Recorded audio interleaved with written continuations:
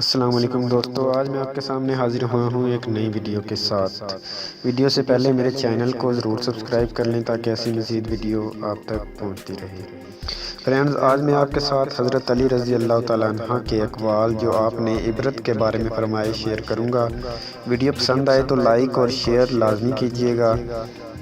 دوستو، حضرت علی رضی اللہ تعالیٰ عنہ نے فرمایا، جو آدمی دوسروں کے حالات دیکھ کر عبرت حاصل کر لیتا ہے وہ بہت کم ٹھوکر کھاتا ہے۔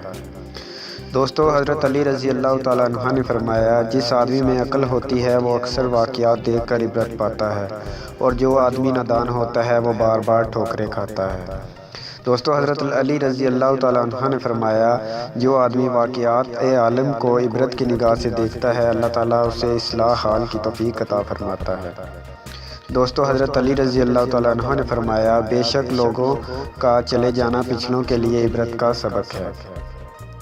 دوستو، حضرت علی رضی اللہ تعالیٰ عنہ نے فرمایا، اللہ تعالیٰ کسی بندے سے جب محبت کرتا ہے تو اسے یہ توفیق بخشتا ہے کہ وہ زمانے کے عبرت ناک واقعات سے عبرت حاصل کر کے اسباق حاصل کرتا رہے۔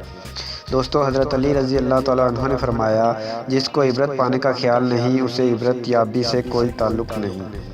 دوستو، حضرت علی رضی اللہ تعالیٰ عنہ نے فرمایا، اگر تجھے اپنی اس عمر سے جسے تو نے غفلت میں ضائع کر دیا عبرت حاصل ہوئی ہوتی تو آئندہ آنے والی کو محفوظ رکھتا۔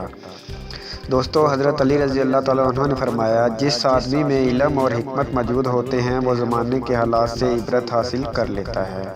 دوستو، حضرت علی رضی اللہ تعالیٰ عنہ نے فرمایا، گزشتہ لوگوں کے آثار تمہارے سامنے اس لیے موجود رہے ہیں تاکہ تم اس سے عبرت کا سبق حاصل کر سکو۔ دوستو، حضرت علی رضی اللہ تعالیٰ عنہ نے فرمایا، تحقیق جو آدمی برے کاموں سے باز آ جائے وہ عبرت پذیر ہوا اور وہ خوب غفلت سے بیدار ہوا۔